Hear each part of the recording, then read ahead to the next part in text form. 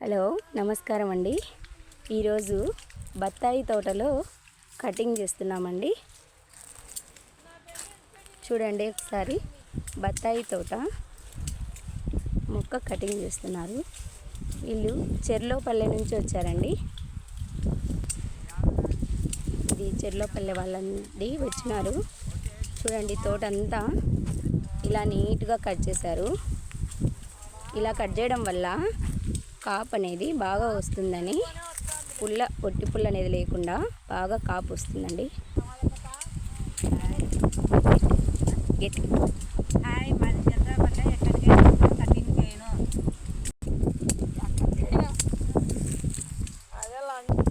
Cutting చేసిన తర్వాత ఇలా కువ్వలు ఇలా చేసి బయటికి ఎత్తి పడేస్తామండి.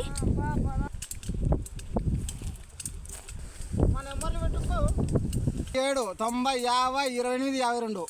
ఓకే.